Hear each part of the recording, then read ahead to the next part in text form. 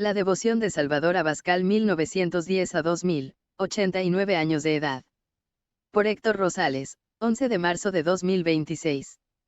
Fue una fe que no se quedaba en expresiones desvinculadas del mundo contemporáneo. Aplicó la doctrina de la Iglesia para medir la realidad, de lo cual derivaron una extensa colección de libros. Originario de Morelia, Michoacán, su familia era originaria de Valle de Santiago, Guanajuato. Ambos lugares fueron escenario de importantes acontecimientos de la historia de la guerra cristera de los años 20 y años 30, cuando la tiranía emanada de la criminal Revolución Mexicana intentó nuevamente aplicar la persecución de la Iglesia de las leyes de reforma que el masón Benito Juárez recibió de la Junta Anfictiónica de Nueva Orleans, y que aún hoy se materializa en el artículo 130 de la Constitución mexicana. Hijo de Adalberto Abascal del Río 1879 a 1955. Familiar del dictador comunista Lázaro Cárdenas del Río, según comentó alguna vez el doctor Abascal. Por parte de su madre, María Manuela Dolores del Río Caballero, sería un familiar no muy cercano de Felicitas del Río Amezcua. La esposa del licenciado Salvador Abascal fue Guadalupe Carranza Pulido 1924-2006, una ferviente católica que acompañó los ideales de fundar la Ciudad de Dios Colonia María Auxiliadora, Comondú, Baja California Sur. La señora no tiene parentesco directo con el expresidente Venustiano Carranza, contrario a lo que se piensa.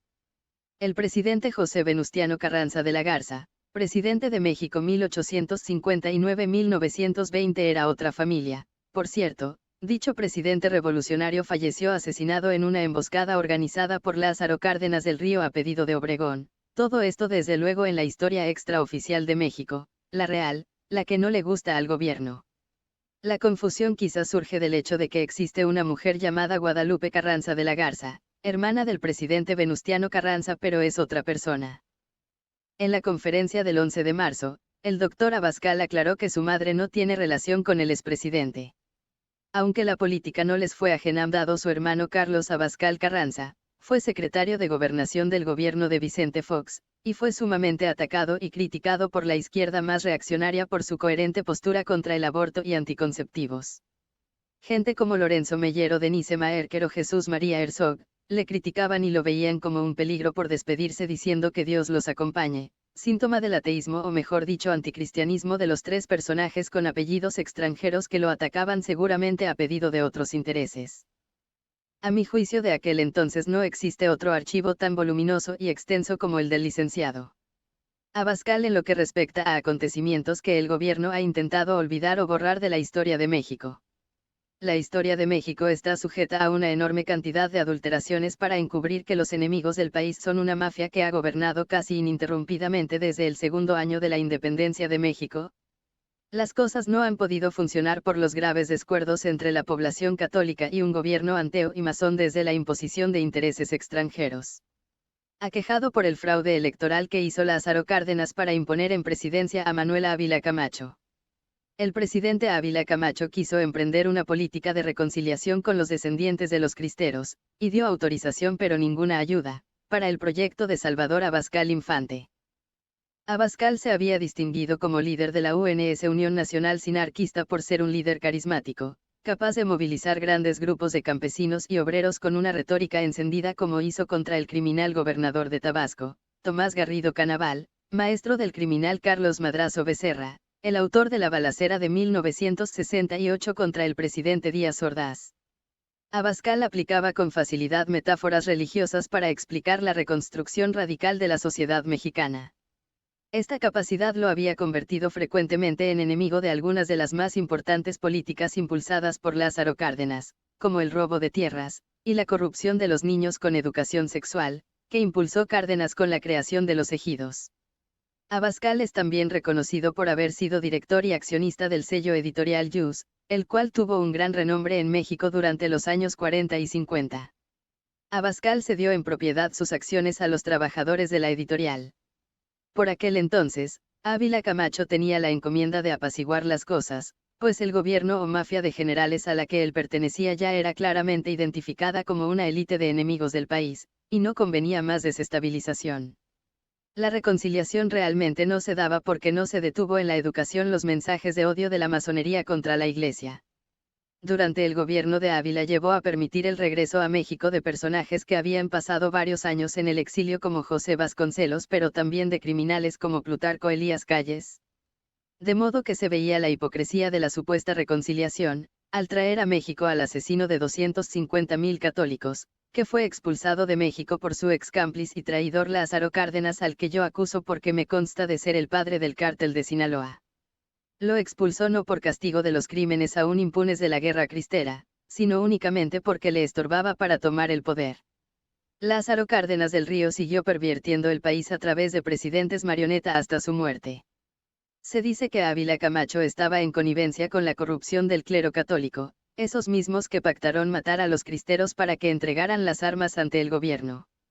La cúpula clerical católica no era favorable a Salvador Abascal, lo consideraban un enemigo porque su ejemplo ponía en duda la fidelidad a Cristo de tales religiosos que se entendían según obra en archivos hasta con la CIA, y por supuesto con los gobiernos serviles a Lucifer de la masonería del gobierno de México. El presidente Ávila y los clérigos, en especial Luis María Martínez y Rodríguez, arzobispo de México, habrían pensado que era excelente que Abascal dejara la lucha política y se fuera a un rincón alejado del país, asemejándose quizá en su mente a una tribu menonita o amish. Salvador Abascal de hecho había sido perseguido político y según aparece lo fue hasta el régimen socialista de Adolfo López Mateos, otro de los cómplices de Madrazo y de la mafia de Cárdenas. Así que no se opusieron a su plan.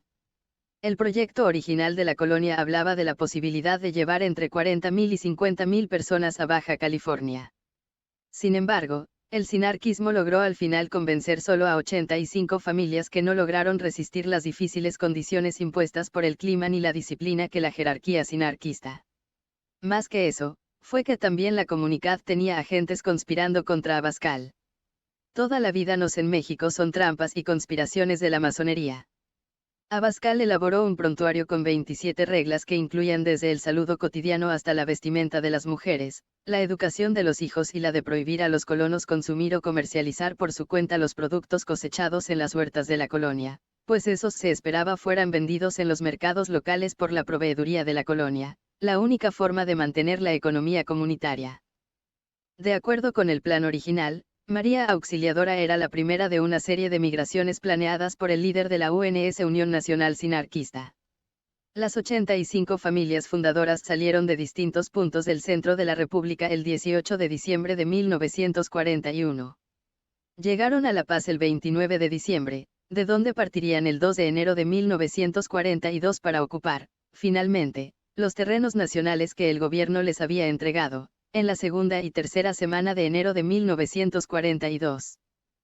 La situación a finales de 1943 era ya insostenible, por lo que la colonia encontró su abrupto fin en mayo de 1944, cuando las intrigas de la Jefatura Nacional de la UNS Unión Nacional Sinarquista y la jerarquía católica nacional hicieron insostenible la situación en la colonia. Al parecer el plan desde el principio fue eso, anotar un fracaso en la trayectoria del licenciado Abascal y apartarlo de la política.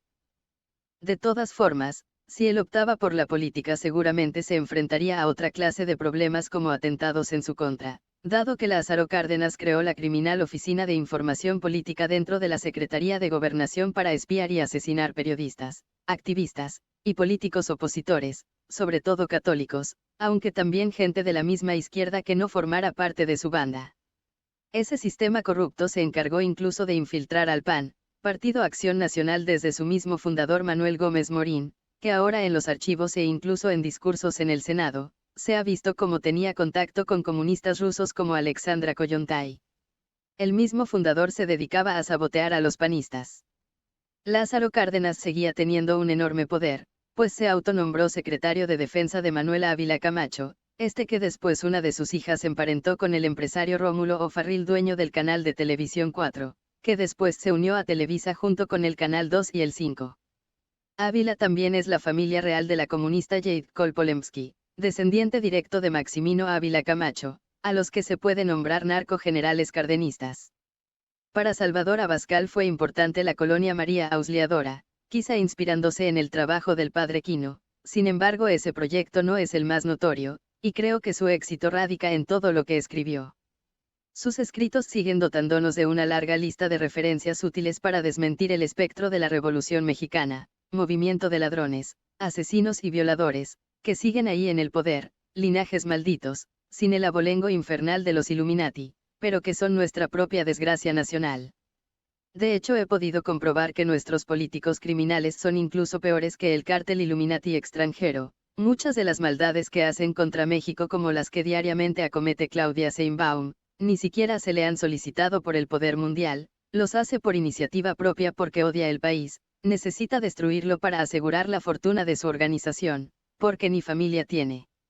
Ampliar todos los días esa forma de pensar, esa militancia ahora en las redes sociales desbordante es necesario. Al igual que al general Francisco Franco, la extrema izquierda tiene problemas al momento de atacar a Abascal, porque no fue un nazi supremacista blanco, ni un fascista italiano, sino un militante del catolicismo tradicional, la más pura identidad de México. Un movimiento propio sin anarquismo, que eso hasta vale más, pues no se es una subsidiaria de un movimiento extranjero, creador de uno propio, uno que la jerarquía católica realmente no quiso apoyar. No se le conoce organizar un movimiento armado, y sin embargo, hay poder en la verdad, una verdad que no tolera el sistema. Acciones desafiantes como tapar la cabeza al hemiciclo a Juárez causaron respuesta en llanto de los reaccionarios masones. Sus escritos entroncan con la tradición conservadora de México, la verdadera visión de los vencidos en muchos sentidos, que no es la indigenista como se ha intentado vender, sino una valerosa lucha contra un sistema corrupto, el ideal de Dios contra el ideal de Sodoma y Gomorra que representa la política mexicana.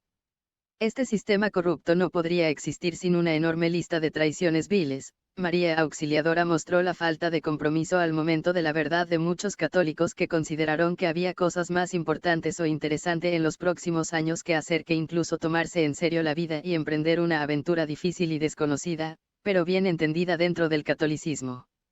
No pudieron abandonar nada a las miserias del mundo según lo que parece. Incluso más que no tener agua, electricidad limitada, etc. Lo que quizá más les molestaba era la ausencia de los vicios modernos. Similar hoy a quienes prefieren ver TV a asistir a misa, o jugar algo a rezar el rosario. A la gente de México no gustan los compromisos a largo plazo, hecho que queda también exhibido en la incapacidad de ahorro y en el desprecio por el conocimiento como inversión presente y futura. El pueblo de México ha perdido quizá la idea del autosacrificio que significa el dominio y el pensar cosas complejas, no y es el sufrimiento por sufrimiento, sino que detestan la privación de la simple comodidad. El Señor dice: este pueblo se acerca a mí con la boca y me honra con los labios, pero su corazón está lejos de mí. Isaías 29:13. Yo quiero pensar, no he terminado de escribir sobre este tema, voy a volver a él las veces que sea necesario, porque realmente es mucho más lo que pasó. No hace mucho escuchaba a Raimundo Riva Palacio en Televisa hablando con odio contra la memoria de Salvador Abascal y Salvador Borrego, el último que sí tuvo posiciones a favor de Hitler, aunque también críticas. El asunto es que Riva Palacio, perteneciente a las instancias de los medios globalistas, representa un sistema utópico fracasado, y es justo comenzar a analizar esta clase de enemigos, los cuales deben perder el monopolio de la información que debe ser nuestro como las mentes más sabias del país. Porque por un lado, critica al narcotraficante López Obrador y presenta un informe en que dice que Irán financió a Andrés Manuel López Obrador. Pero por el otro quiere retratar a Donald Trump como un demonio por perjudicar el narcotráfico, al terrorista Ali Khamenei, al narcotraficante Nicolás Maduro. Por otro se declara totalmente a favor de George Soros y en contra del presidente Víctor Orbán, que le parece muy autoritario por no permitir en Hungría el terrorismo cultural de Soros. Esta es la postura de los medios globalistas en general, es un militante gay, un militante de matar seres humanos por aborto. Estos señores de los medios de comunicación, que no parecen saber nada, ni ningún compromiso con México, representan la visión de la élite que exige un gobierno mundial y que invalidan cualquier regionalismo, o cualquier visión identitaria, y son enemigos de la verdad que educa buenos criterios para medir la realidad. La soberbia de todos ellos es reconocer que sigue y seguirá siendo válida la vida cristiana en la forma de vida, y sobre todo la más coherente, y que en nada la invalidan los fallos que pudiéramos tener los católicos. Les atemoriza nuestra sola existencia y esta denuncia, gusta simular que no existimos, y que si existimos no tenemos ningún peso ni razón, ni valor como intelectuales, pero se va probando claramente que en esas cajas negras cerradas que son los medios de comunicación no brillan las mejores mentes, sino personajes soberbios que creen que sus pronósticos son decretos mágicos de lo que va a ocurrir. Para las previsiones de su eficiente sistema de opresión, se supone que yo no debería existir. Pero aquí estoy o no. Y estoy seguro que vendrán muchas otras personas como yo en el futuro, dado que este sistema no tiene nada que ofrecer realmente con valor que pueda darnos la satisfacción de vivir, y buscar la trascendencia. En cuanto al clero católico, ya saben bien mi opinión sobre las maldades de León XIV, y el Papa Francisco, y de los religiosos fríos de México en su mayoría. También de los falsos católicos tipo Eduardo Verástegui buscando lucrar políticamente y de las mafias siniestras como los legionarios de Cristo que se dedican a cazar fortunas para sus propios fines revolucionarios. No son más que trampas calculadas de engaños sentimentales con que conducirnos a la fatalidad. En mí se corrigen las ingenuidades de los cristeros, que creyeron que podían bajar las armas sin que los militares mexicanos se desarmaran también. Yo no voy a bajar las armas, cuales sea que tenga, la principal el intelecto y la verdad, estas no se cambian y no se venden por falsa moderación. Así como yo un día, cualquiera, puede despertar de todos los engaños, de todas las programaciones, mentiras y escenarios falsos que han construido para aturdir y adoctrinar en el error a millones de personas. La mente entre más se le engaña naturalmente no lo acepta y siempre se revela no importa que tanto intenten adulterar la realidad, existe el conocimiento inspirado o por revelación también. Por eso su fobia contra aceptar que existen las conspiraciones objetivamente, que no se aceptará la falsedad de que el mundo es un lugar donde nadie conspira nada. Los depósitos de la fe no se pueden borrar ni adulterar y sus agentes no pueden engañarnos más, por más que se disfracen de fervientes católicos de esos que rezan el rosario en un escenario ante 30 cámaras. Los grados de la gente auténtica, o la forma en que se mide la gente auténtica, son demasiado comprometedores como para que una gente que odia los compromisos y las condiciones eternas, los puedan aceptar. Se puede engañar a todos pero solo por un tiempo, al final la máscara siempre cae. Cuando se tienen los pies firmes en la realidad, no importa que tantas mentiras se lancen, que tantas operaciones de manipulación psicológica se desplieguen. La cuestión es una elección personal. Si han ganado batallas es porque la gente en traición a sí mismos, eligieron eso, que fuera así, no porque el enemigo tuviera el poder de ganar las batallas. Si alguien le cierra las puertas al mal, el mal no puede obligar a abrirlas sino mediante engaños, las mentiras que se esté dispuesto a experimentar por la pereza de recordar que del enemigo todo lo que diga es falso. La respuesta todo no ha cambiando, porque la verdad es una y eterna.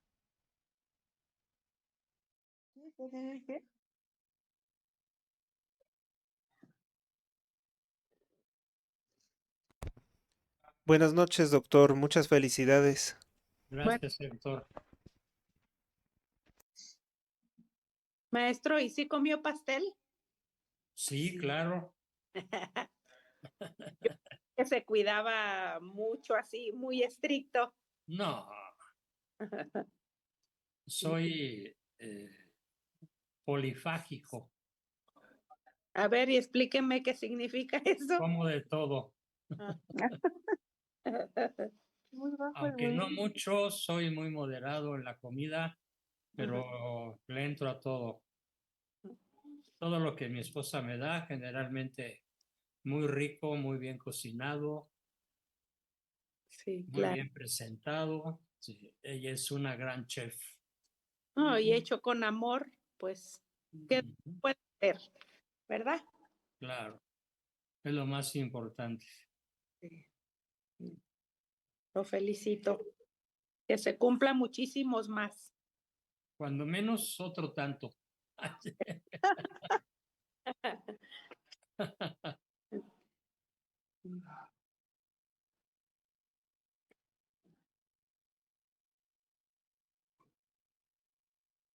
Mientras se use el cerebro, el proceso de envejecer se ralentiza.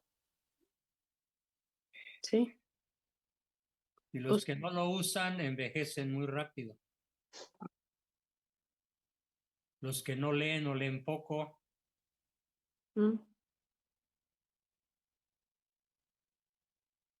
tienen corta vida. Ah, ok. En cambio, cuando el cerebro se mantiene activo, se garantiza larga vida.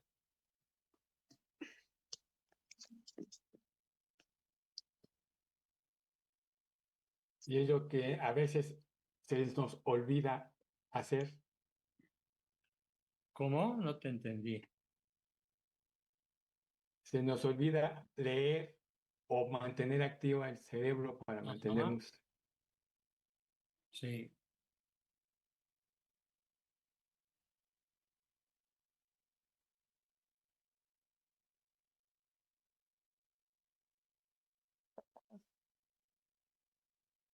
Que no veo la hora en el otro.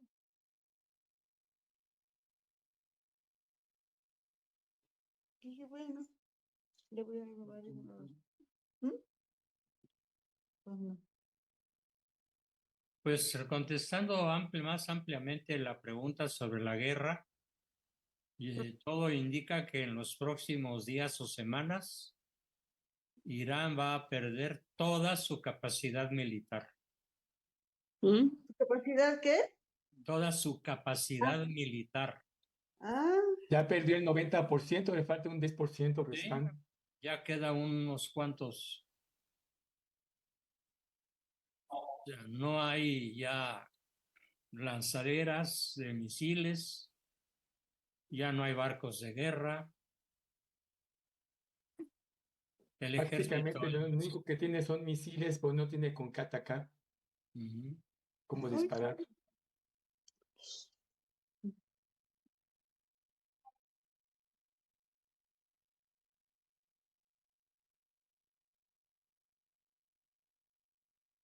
Y Los es que que también los, son un peligro son los de Gerbosa, o cómo se llama, los de que están Hezbollah. en el, ajá, que están ahí en el Líbano.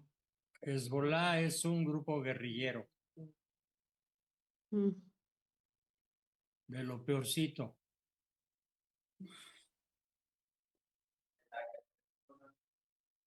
Sobre todo porque son extremistas religiosos. Se creen más que Dios.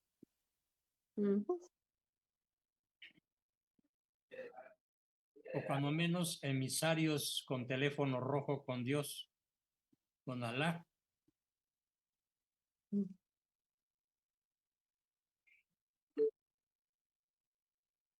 Y con consigna de si mueren, morir para irse directo al cielo, ¿no? Ujú. Su Morir cultura de la matando muerte. cristianos. No nada más morir, sino morir en guerra santa. Sí, y no solamente los cristianos son los enemigos, son todos los que no están de acuerdo con él. ¿Sí? Todas las corrientes que no los favorecen son sus adversarios, son sus enemigos a muerte. Prácticamente toda la cultura occidental. Además, nunca entiendo, Jorge. ¿cómo, Cris? ¿Qué dijiste, Cris? Que no entiendo nunca lo que dice Jorge. Jorge, es una indirecta para que mejores tu dicción. O su Lo micrófono, intento, no sé. nomás que a veces el micrófono no me ayuda. Parece que escucha bien. Pues yo veo que los demás no usan micrófono. Nadie se queja. Todos los entendemos muy bien. Eres el único al que digo, ¿qué dijiste?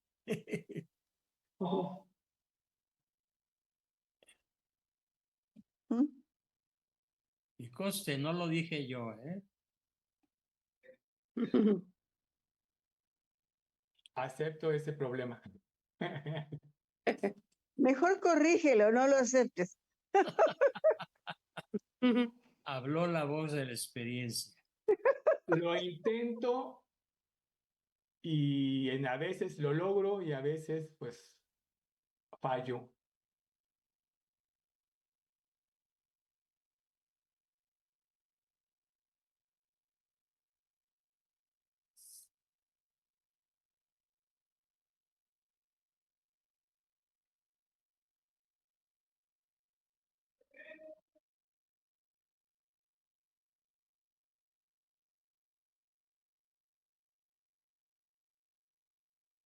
¿Qué le va pasado a Anita? ¿Se habrá vuelto a enfermar? Ay, no sé nada de ella. Es probable, porque no, ahora sí que no ha aparecido. No, ya se sentía mejor, pero hay de andar ocupada en algo. Ahorita, en un ratito seguro aparece. ¿Qué, amor?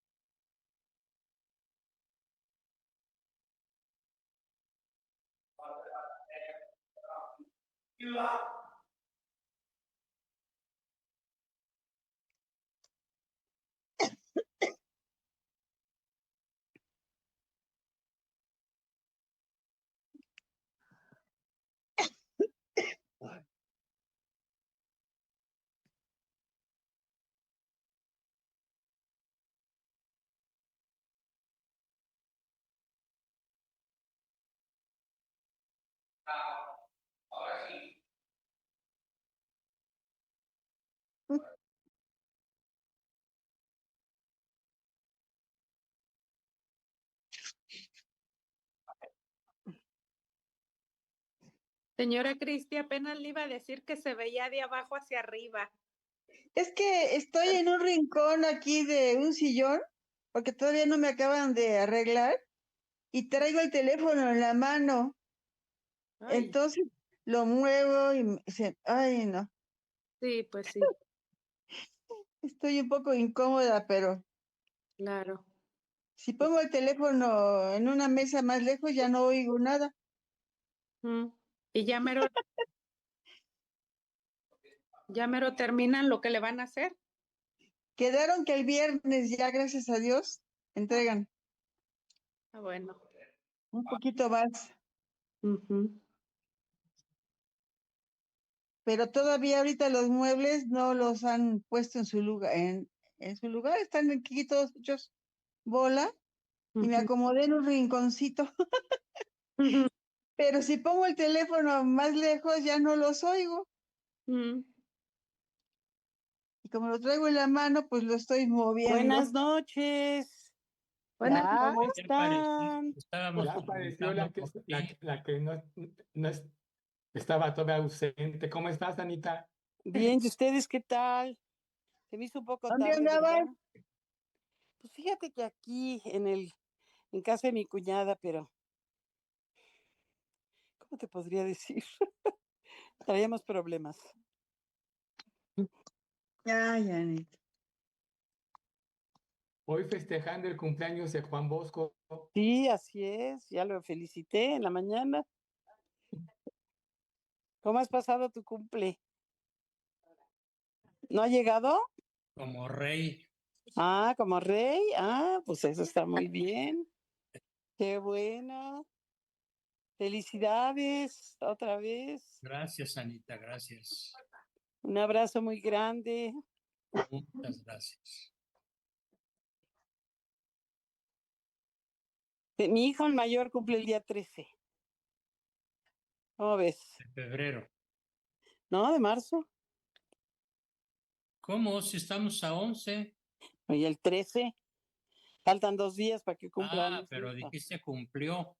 No, Va, no, el va a cumpleaños de mi cumplir. hijo. Sí, va a cumplir el día 13. Mi hijo cumple años, dije. Cumple años el día 13. Eso No, dije. porque dijiste cumplió, te lo juro. Pues me equivoqué entonces. Pero cumple el día 13. Bien. Viernes 13. Viernes 13, sí. Si fuera supersticiosa, estarías renegando. No, es martes No, es 13, ¿no? martes 13. Ah, ¿no es No, viernes? Creo que sí, que es no, martes viernes 13. también.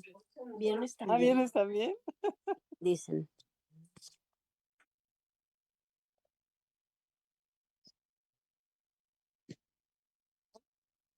Dicen nada más las malas lenguas que el viernes 13 ni te cases ni te embarques. Perdón, ¿puedes repetir lo que dijiste? ¿Qué? ¿Qué El dijiste? viernes 13 ni te cases ni te embarques. Eso dicen martes 13. Ni te embarques, Ni te cases. ni te cases. Pero del cine no faltes. Ah, ok. Esa no me la sabía. Yo ¿Pero qué? tampoco. ¿Pero qué? Al cine no faltes. Ah,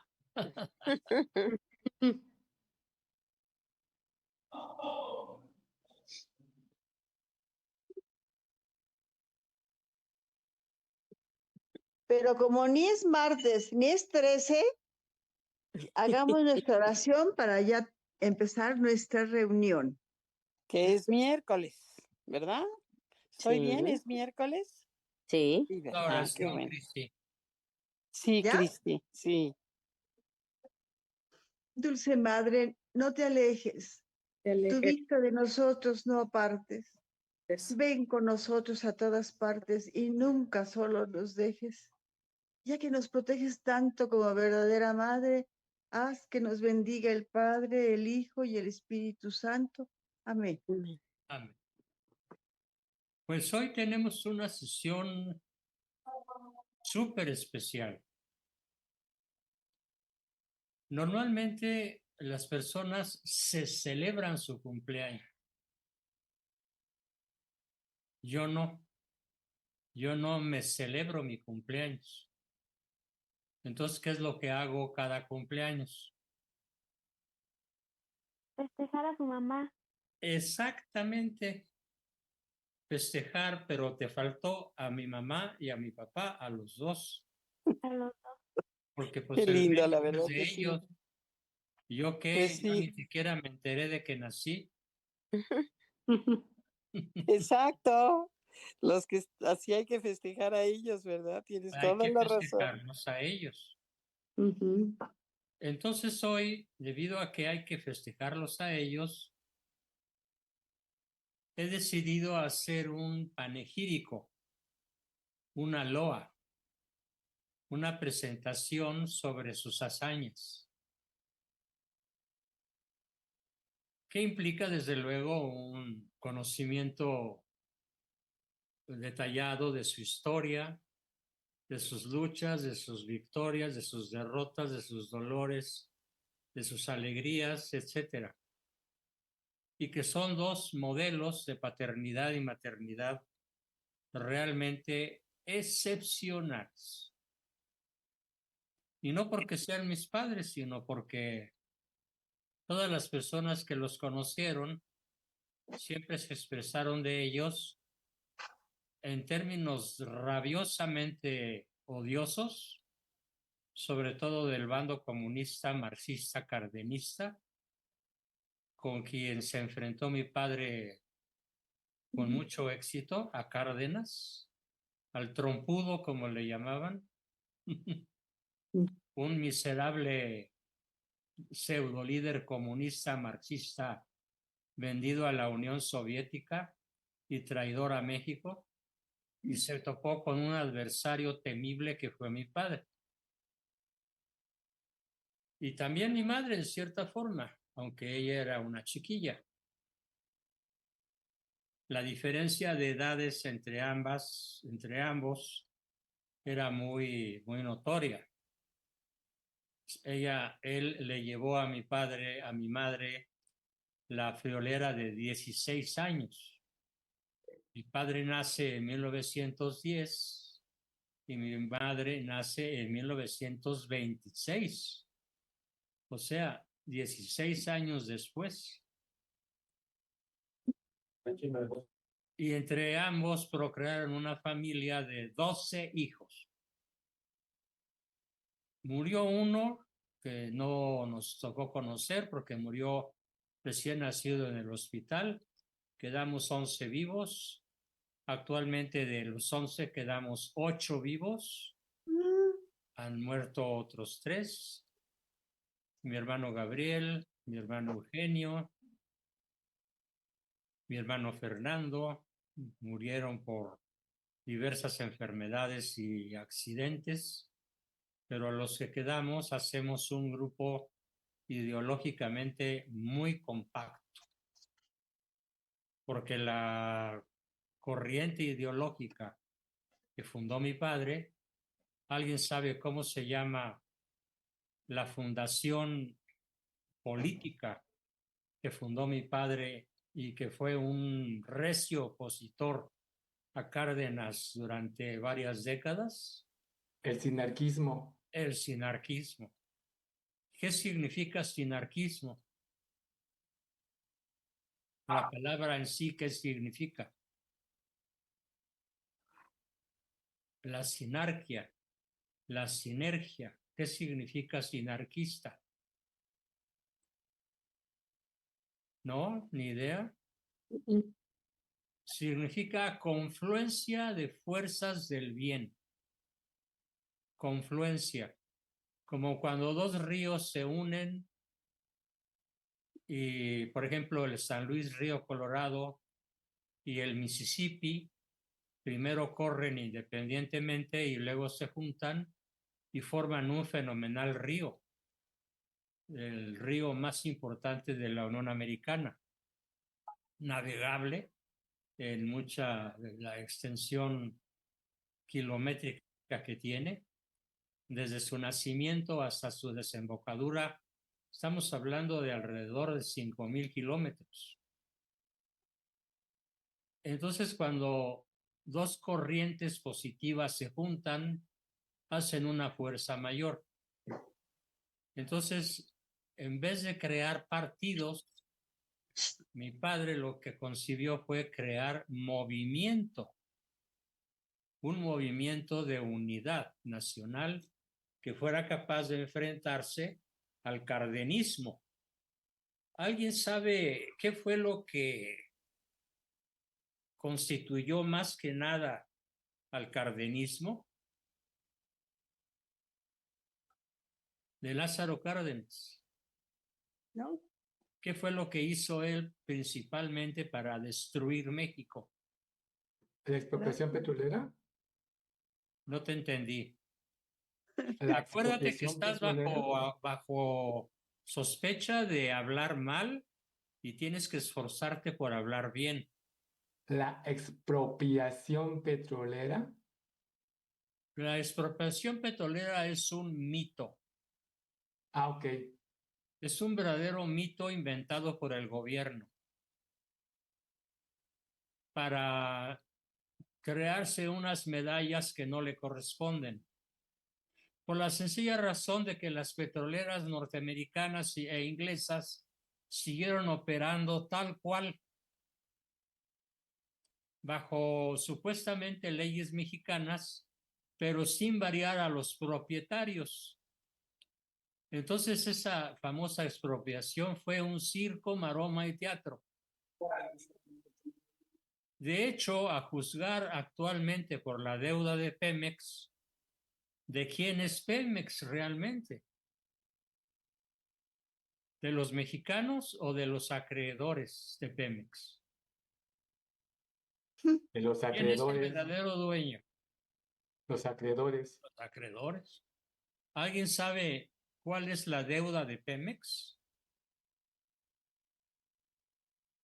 Échenle una cantidad.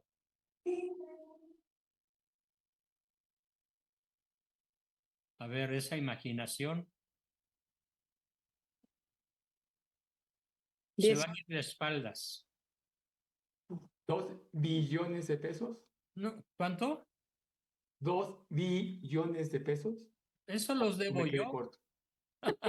No, son 25 billones. 89,000. Bien, eso los debo yo. Son como 89,000 más 24,000 que deben a los. Es 1 billón de pesos. O sea, 1 millón de millones. Me quedé largo. Yo había Los dicho 2 ingresos billones. son 10 o 15% menos que la deuda.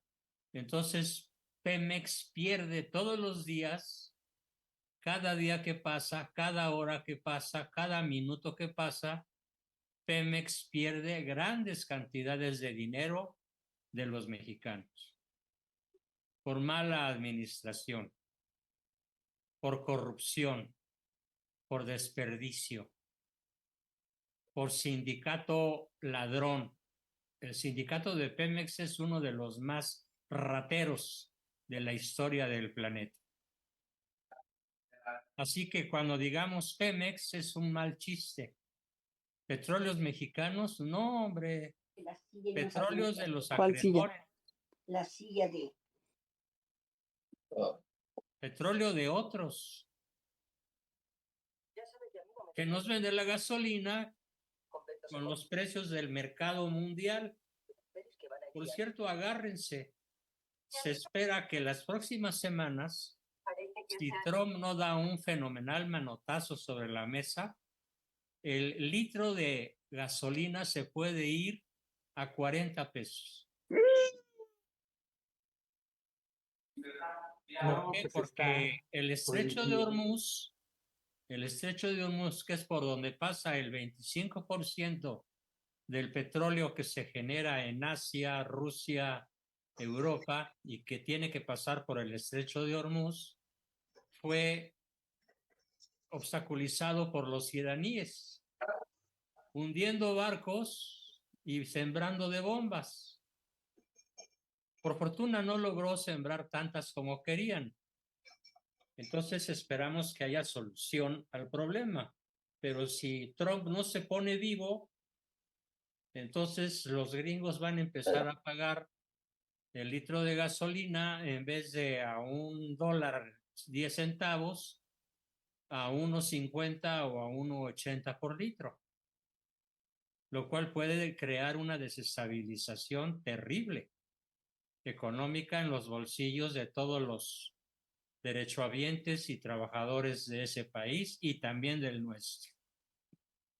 Esto está cocinándose y esperemos que Dios y la Virgen María tengan piedad de los pueblos involucrados en este enorme problema y lo que se teme como una fenomenal devaluación y como una terrible inflación del precio del petróleo, que es precio de la gasolina, se pueda frenar, impedir o aniquilar.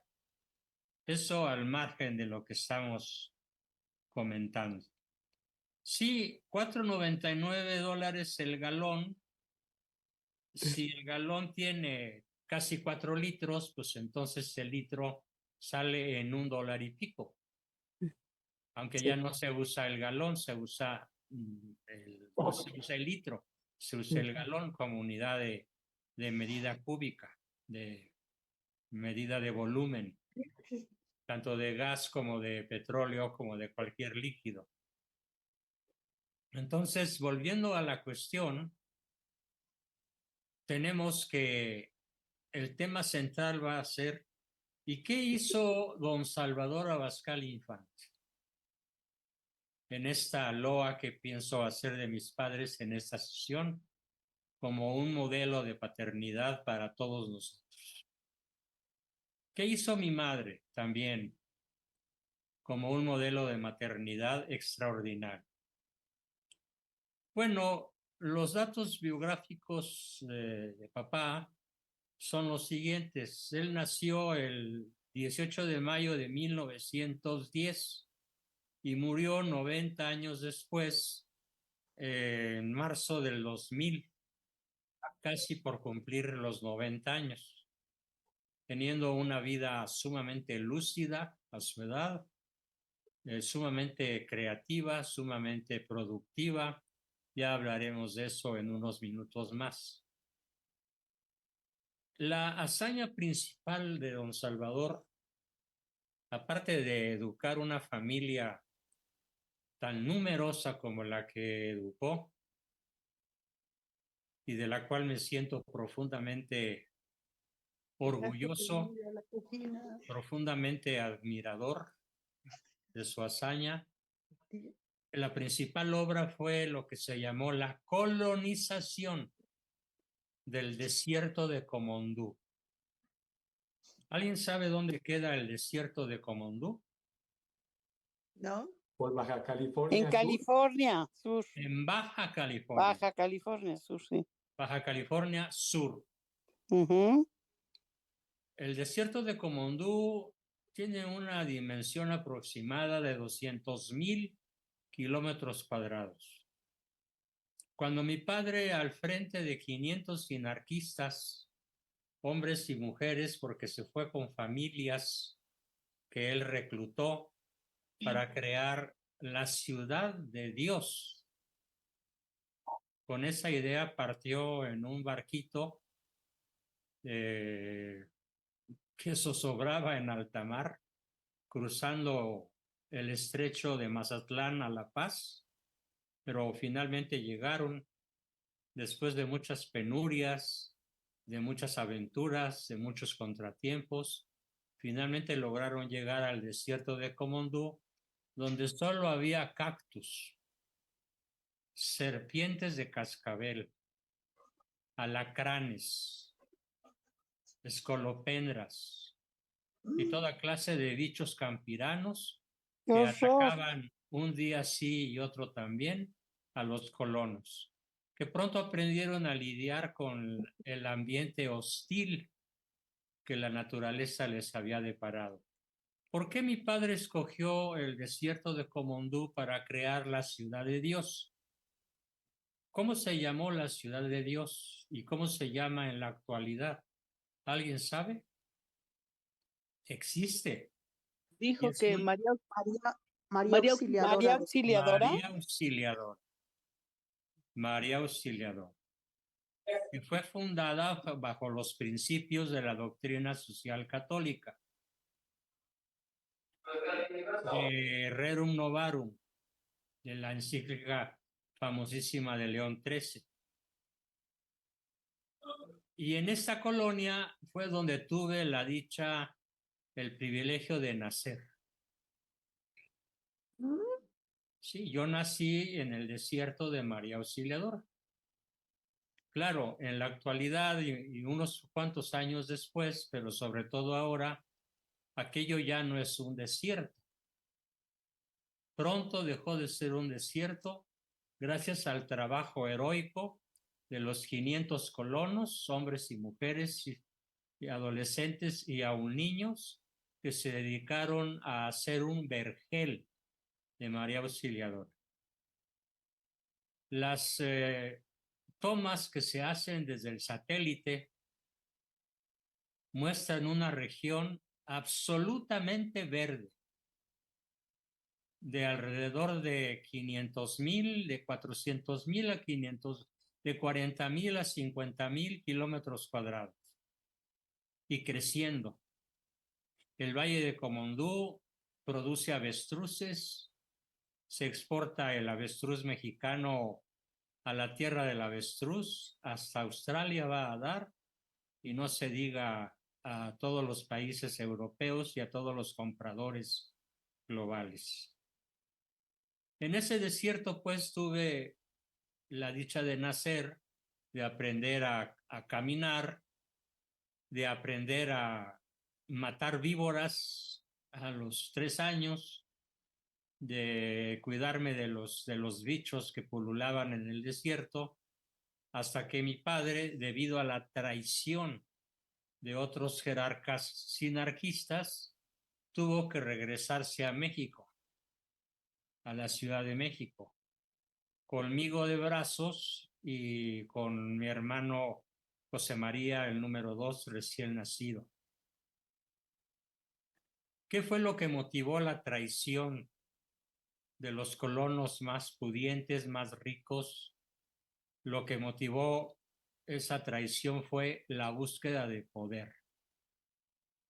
No le perdonaban a mi padre su estilo un tanto autócrata, un tanto militar, duro, incorruptible, jamás se prestó a una componenda, a un privilegio indebido, a un dinero mal habido, y eso le trajo muchos enemigos. También muchos admiradores y seguidores, algunos de los cuales fueron niños que nacieron y que son mis coterráneos y que de alguna manera a la edad de 83, como yo los tengo, pues siguen vivos y admirando la obra de ese gran héroe mexicano que fue borrado de la historia. Por eso el título de esta sesión, Dos héroes olvidados y desconocidos a propósito. El segundo héroe no es un hombre, es una heroína, es mi madre. Siendo una jovencita de apenas 17 años, se fue y ella era una, llamémosle así, una princesa de Tacubaya, lo que hoy se conocería como una niña popis, de los mejores colegios, las mejores ropas, los mejores adornos, las mejores joyas, riqueza de mi abuelo, que tenía una fábrica de veladoras muy boyante, de velas y veladoras, María Auxiliadora también se llamaba, y que desapareció con el tiempo debido a los malos manejos económicos del heredero, que fue un hijo de él, mi tío Juan Bosco, de mala memoria, un traidor a la causa, que confundió el hacer dinero con hacerse rico. Drama terrible que costó muchas lágrimas a mi madre porque pues era la obra de su juventud y de su madurez. Entonces, esta jovencita de 17 años apenas fue la que concibió a Juan Bosco, su servidor. Y ahí me tuvo, ahí me crió, ahí me amamantó, ahí me enseñó a caminar. Después, ya regresando a México con la derrota debido a la traición de los colonos buscadores de poder, tardé 8 años en ir a la escuela. Pero cuando yo llegué a la escuela, el nivel de conocimientos que me había transferido mi madre hacía sonrojar a mis profesores, porque lo que ellos no sabían lo sabía yo, debido al altísimo nivel cultural tanto de papá como de mamá. Me acuerdo muy bien que desde el cuarto de primaria hasta la prepa, en el Instituto Patria, la educación recibida por mis padres, y aquí hago el panegírico principal, fue de tal calidad que cuando había exámenes mensuales o trimestrales o semestrales para el pase de año, los maestros, todos sin excepción, el de historia, el de lógica, el de matemáticas, el de física, el de química, todas las materias que se cursaban, que eran un montón, en un sistema educativo increíblemente superior al actual. Llegaba la hora del examen y el maestro decía: Juan Bosco Abascal, presente, a recreo. Y eso enfurecía a mis compañeros. Después era tal la furia que me atacaban y pues me defendía a puñetazos, ni modo. Y también con mucha ventaja porque en el colegio, en el seminario donde logré entrar, pues lo primero que aprendía uno era sobrevivir. Y la manera de sobrevivir pues no era la diplomacia, sino los puños. Entonces pues ahí aprendí a pelear físicamente, a defenderme. Yo nunca ataqué, siempre me defendí. Y también me defendía mucho en el aula, donde los maestros me apreciaban porque al principio se sonrojaban cuando yo daba respuestas que ellos mismos ignoraban. Y ese respeto que los maestros llegaron a tener por un escuincle de 8 a 2, a 15, a 16, a 20 años, después con el tiempo se convirtió en mi vocación, porque ahí aprendí a enseñar. Y pasó algo que yo agradezco infinitamente a Dios y a mis padres y a mis maestros también. Resulta que era yo alumno regular en el Instituto Fray Juan de Zumárraga, pero a la vez que era alumno regular, era yo el maestro de lógica, de física y de matemáticas. 3 materias que aparentemente no tenían entre sí nada que ver, pero yo me sentaba en el banco como alumno y a la hora que llegaba la clase de lógica, me levantaba y tomaba el estrado y daba mi clase. Claro, yo dominaba la lógica de Aristóteles, de Sócrates, de Platón, de los grandes maestros grecolatinos, y eso fue para mí siempre un motivo de diversión, de alegría, el conocimiento. Y desde entonces hasta la fecha, mi actividad principal, gracias a la educación recibida, pues ha sido la docencia. Por supuesto, el modelo de mi padre fue contundente. Él se enfrentó a Lázaro Cárdenas, pero como Cárdenas tenía al ejército y mi papá estaba desarmado, pues finalmente mi padre perdió la batalla físicamente, pero no ideológicamente. Mi madre lo acompañó siempre en las buenas y en las malas.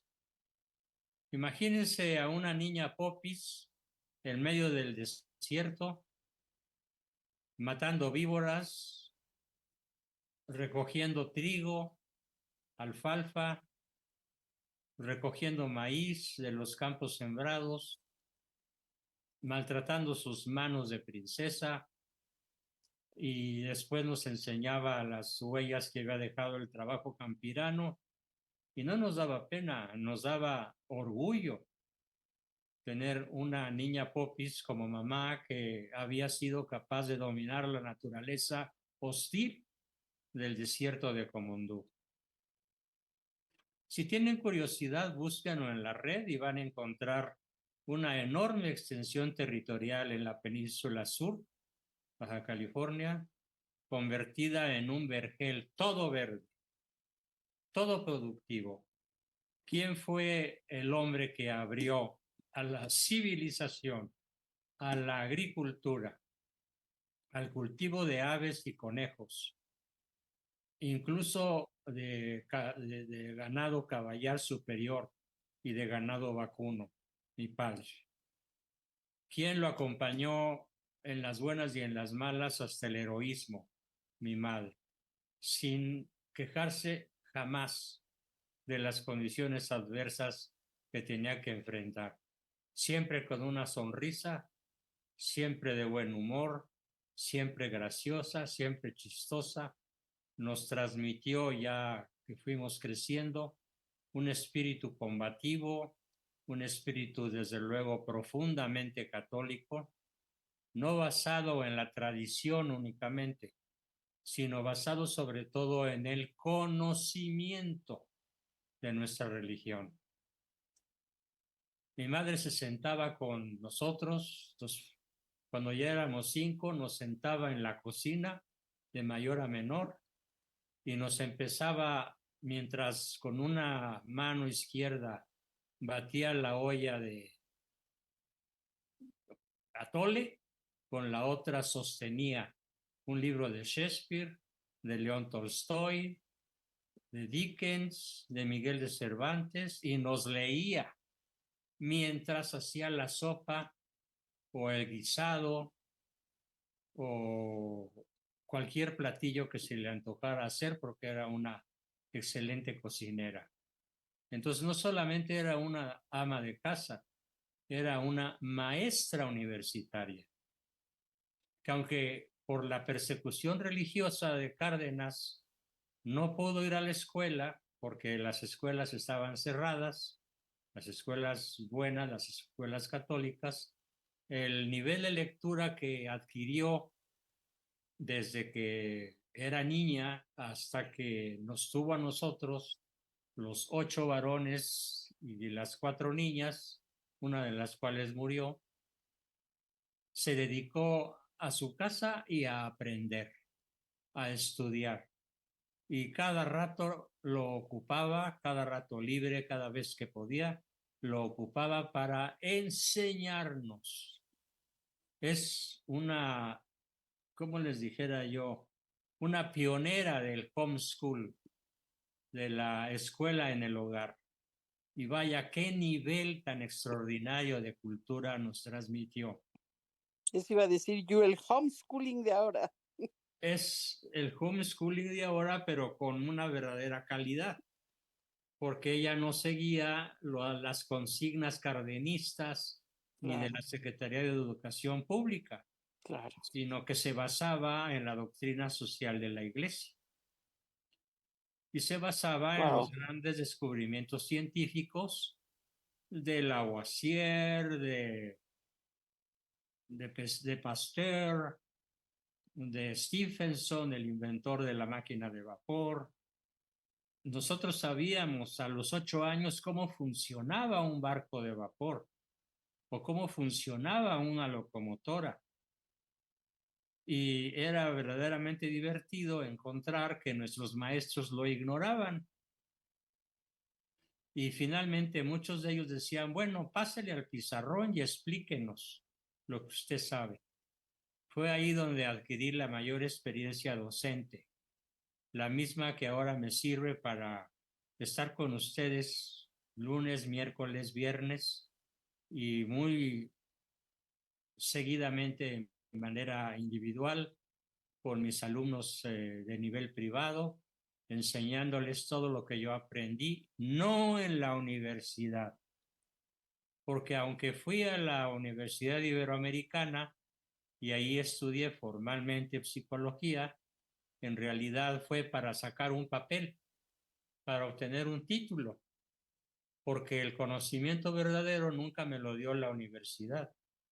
El conocimiento verdadero siempre me lo dieron mis padres. Y algunos maestros, como don Salvador Oropesa, que en paz descanse, que enamorado del nivel cultural de mis padres, los consultaba con mucha frecuencia para dirigir la secundaria y la preparatoria Fray Juan de Zumárraga.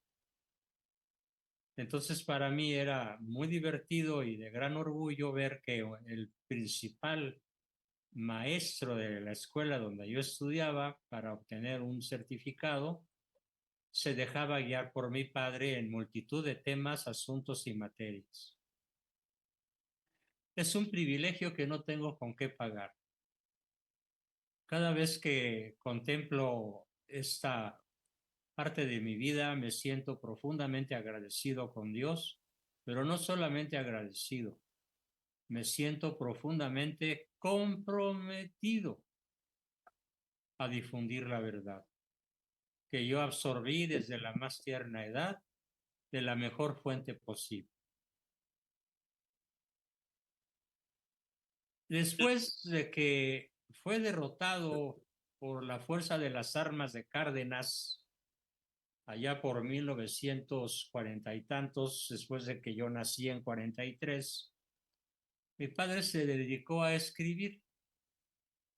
Y voy a mencionar su obra monumental. Él escribió más de 30 libros, formidables todos, y diversos tipos de publicaciones. Por ejemplo, el más importante durante un tiempo era un periódico que se llamaba La Hoja de Combate. ¿A quién combatía? A los ateos, a los cardenistas, a los priistas, a los ahora morenistas, con un léxico terriblemente punzante, exacto, que no dejaba títere con cabeza. En ese periódico yo llegué a escribir. Gracias a la guía de mi padre, fui el principal editorialista de La Hoja de Combate, que se publicó durante 32 años, hasta la muerte de mi padre. Y ya después no pudo seguir porque al morir él, pues desapareció la editorial desde la cual se hacía esta obra. Escribió algo maravilloso que se llama, número 2, La Reconquista Espiritual de Tabasco en 1938. ¿De qué se trata? Es muy importante que lo sepan. Tabasco había sido tomado por un señor que se llamaba Tomás Garrido Canaval, apodado el Caníbal, por algo sería. Y él se dedicó a combatir a Tomás Garrido Canaval. Y sus adversarios se reían de él un día que tomó un tambor y una de las varitas con las que se toca el tambor, y empezó desde Villahermosa, no, desde un pueblo que se llama Atasta, en el estado de Tabasco, y en Atasta empezó a gritar con su tambor, él solito primero: vamos a tomar el gobierno, muera el mal gobierno, muera el mal gobierno, vamos a tomar Palacio. Sus enemigos se rieron, pero empezó a juntarse la gente. Llegaron de Atasta, llegaron a Tamulté, después llegaron por poblaciones menores hasta Villahermosa. Cuando llegaron a Villahermosa, échele una cifra, ¿cuántas personas los seguían? Gritando todas: muera el mal gobierno. Una cifra. ¿1 millón? No, no tanto. 50,000. 100,000. Ah, 100,000 personas gritando en el Palacio de Gobierno en Villahermosa: muera el mal gobierno. ¿Qué hizo Tomás Garrido Canaval?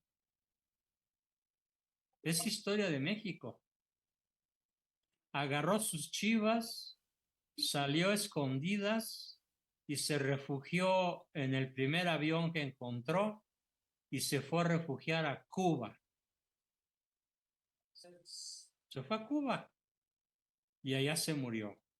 Pero mi padre libró al estado de Tabasco de uno de los peores gobernantes que haya tenido México. Él tiene una foto, hay una foto de Tomás Garrido Canaval sosteniendo en cada mano, la izquierda y la derecha, ¿qué creen? ¿Qué sostenía en esa foto con sus manos? La hostia, Martín. 2 cabezas de cristeros. Una cabeza en la izquierda decapitada y otra en la derecha decapitada. Y lo presumía. Y lo ¿El tal publicó Canaval? ¿El tal Canaval? el tal Canaval, Joder, su maíz. ¿sí? Y abajo decía el subtítulo: el gran desfanatizador Tomás Garrido Canaval. Después uno de sus parientes accedió, de apellido Canaval, accedió al gobierno de Villahermosa e hizo un desastre. Y por fortuna el PRI tuvo el buen sentido de cancelar su registro y de derogarlo, derribarlo, echarlo fuera del Estado hace unos 10 o 15 años. Pero imagínense un tipo que gobernaba Villahermosa con una cabeza humana colgando en cada uno de sus manos. Ese era el cardenismo. Esos eran los enemigos de México. Y si ahora no concebimos que alguno de los de Morena pueda estar realizando ese tipo de desfiguros, pues es porque las leyes se han agudizado, el Estado de Derecho ha mejorado indudablemente en comparación al que había en aquella época, y sería impensable que eso volviera a ocurrir, pero ocurrió. Claro, Supramasones, la ¿verdad, historia Juan Bosco? oficial lo niega. Supramasones, ¿verdad, Juan Bosco? Era masón, por supuesto, del grado 33. Oh, Entonces mi padre echó a Tomás Garrido Canaval de Tabasco y lo hizo que se largara a refugiarse a Cuba. Y Tabasco recuperó su libertad. Todavía mi padre era soltero. se casaría 4 años después en La Paz, Baja California, donde fundó la colonia María Auxiliadora. Otro libro formidable que él escribió es algo que no ha sido del todo difundido y se llama El Papa nunca ha sido ni será hereje, en defensa del papado. Demuestra que puede haber un mal papa, un papa pecador, un papa que se equivoque en materia de tipo social, en materia económica, en muchos ámbitos del conocimiento, pero nunca será hereje formal. Lo demuestra en ese libro, extraordinario y muy apreciado en el Vaticano. Otro, la revolución antimexicana. ¿Qué les enseñaron a ustedes en la escuela sobre la revolución mexicana? ¿Que fue una qué? La gesta heroica. Una gesta heroica. Realmente, una lucha ¿qué social fue la por revolución la mexicana? pobreza, ¿no? ¿Qué fue realmente la revolución mexicana? Mi padre lo describe en una sola palabra: la revolución antimexicana. Desde la más alta cumbre de la masonería se intentó la destrucción de México con los revolucionarios Carranza, Madero, Obregón, Cárdenas y todos esa bola de rateros, narcotraficantes, ya Lázaro Cárdenas, probablemente el primer narcotraficante formal de la historia de México. Y demuestra mi padre en su libro La Revolución Antimexicana que la Revolución Antimexicana no fue una gesta heroica, sino un proyecto para destruir a México. Lo demuestra documentalmente, vigorosamente e indudablemente. Siguiente libro formidable de él: La secta socialista en México. ¿Alguien sabe quién encabezó la secta socialista en México? ¿Quién era el príncipe de esta corriente masónica terriblemente destructora? ¿No, Lombardo Toledano? No. ¿Alguien por encima de él? Asómbrense. El obispo Sergio Méndez Arceo, que Dios guarde en el infierno, llamado el avispón rojo. Era su apodo, el avispón rojo, por comunista.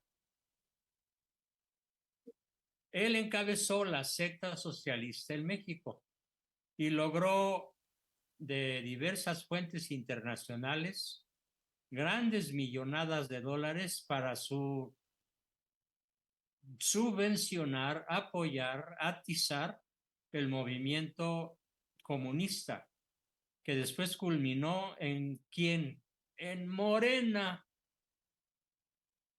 O sea que a un obispo mexicano le debemos la existencia de Morena, que es la lacra peor que ha sufrido este país.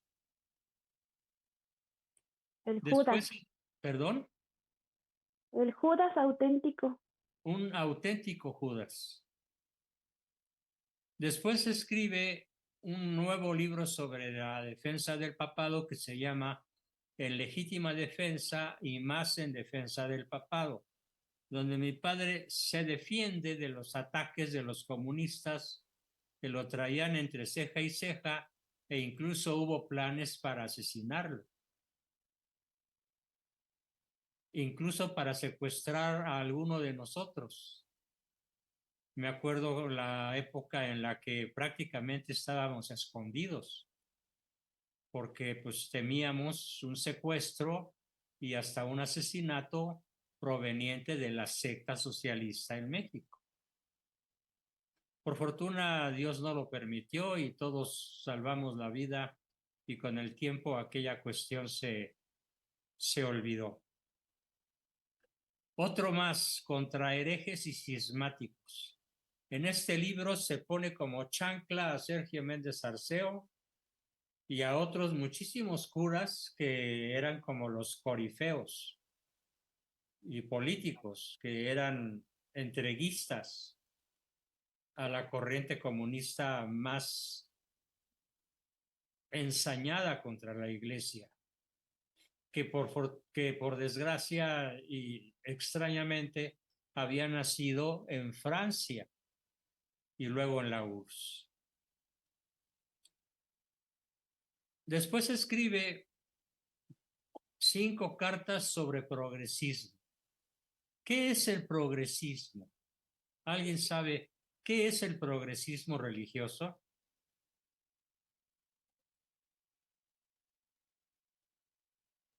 Héctor, ¿tienes Adaptar a alguna la iglesia. idea de lo que es el progresismo religioso? Lo que vimos de la teología de la liberación. En Sí, parte podría considerarse. sí. La Bueno, teología de la liberación. bueno, el progresismo religioso, pocas palabras, es lo más antirreligioso, ¿no? Sí, así es. Porque va en contra de la revelación, en contra del magisterio y en contra de la Biblia. Por una explicación personal y ¿cómo decirle? Subjetiva y subjetiva. Subjetiva, sí. Después escribe Mis recuerdos, sinarquismo y colonia María Auxiliadora. Es un libro extraordinario de 1000 hojas, donde cuenta todas sus aventuras desde que salió de la ciudad de Morelia para llegar con 500 familias a Mazatlán y tomar el barco que los llevaría al desierto del Comondú, hasta su triste regreso a México, derrotado por la soldadesca cardenista. Después viene otro libro que se llama Madero, dictador infortunado. ¿Quién es Madero para la historia oficial? El apóstol de la patria. El apóstol de la patria. Madero era un pobre diablo. ¿Qué creen? Era espiritista y tenía tenidas o reuniones espiritistas donde sus corifeos arrastraban cadenas sobre el techo de la mansión en la cual tenían sus tenidas y simulaba que había almas en pena. Y la gente era tan estúpidamente crédula que se tragaban el cuento. Y así logró una corriente pseudopolítica importante, el maderismo, que todavía por ahí en el norte hay algunos admiradores de él, porque no saben la verdad. Toda Bueno, mi familia. Ana María es heredera de... Bueno, pues tú sabrás Toda que mi familia, qué pena, se ¿no? sienten guau. Qué pena. Sí, sí, qué pena, la verdad. Qué pena haber tener como héroe, como ídolo, como guía a un espiritista que hace la trampa de engañar a la gente con cadenas y personas pagadas para que lancen aullidos de almas en pena. Bueno, eso sí yo no lo sabía, pero Ahí te va. sí sabía que era espiritista. Sí. Sí sabías que eres espiritista. Sí, claro que lo sé, Bien, claro que lo sé, pero no que hacía todos esos shows. así es. Después viene otro libro que se llama La Revolución de la Reforma, en donde desnuda en toda su grandiosa maldad a Benito Juárez. Al igual que su libro Juárez marxista. Para su conocimiento, grábense esto en la memoria, por favor. Juárez no fue juarista. Juárez no fue liberal. Juárez no se conformó con ser anticatólico. Juárez era marxista y por lo tanto preconizaba la lucha de clases, el odio entre las clases sociales diversas y el derecho a matar al adversario. Por esa razón asesina a Tomás Mejía, Maximiliano, príncipe de Habsburgo, emperador de México, y Miguel Miramón, el presidente más joven y más valioso que haya tenido México. Y creo que Don hasta Miguel Miramón. hizo que Carlota se le entregara. Hizo exactamente. Sí. Juárez marxista. Luego viene otro libro que me encanta que se llama La Constitución de 1917, destructora de la nación.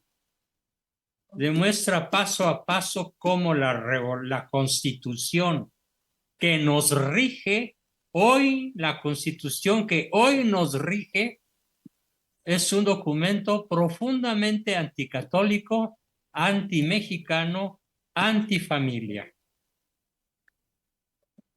Por si no lo sabía.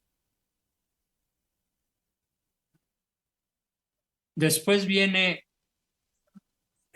más detallado la historia de Tomás Garrido Canaval, que así se llama el libro, Tomás Garrido Canaval. Luego sigue otro libro extraordinario llamado Lázaro Cárdenas, presidente comunista. Presidente comunista, Lázaro Cárdenas. Rabiosamente comunista.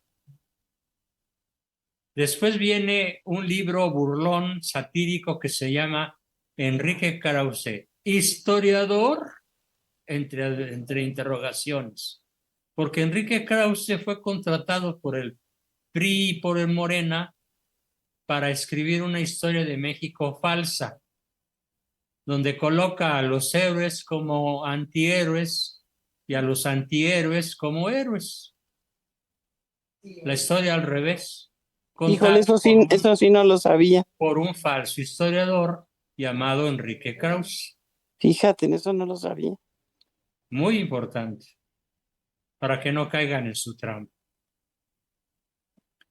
Después viene un salto hacia atrás en su libro La espada y la cruz de la evangelización. La tesis que voy a decir enseguida es esencial para conocer México, para amar a México. Los españoles no conquistaron México.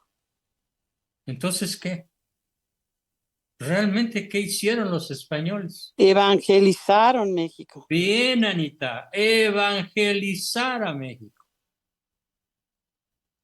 De una cultura antropofágica y caníbal dedicada a los sacrificios humanos en el Gran Teocal y sobre todo, el día de su inauguración, durante un año que duró la inauguración, se calcula que mataron 100,000 inocentes, ofrendados a los dioses, Huitzilopochtli y Tezcatlipoca.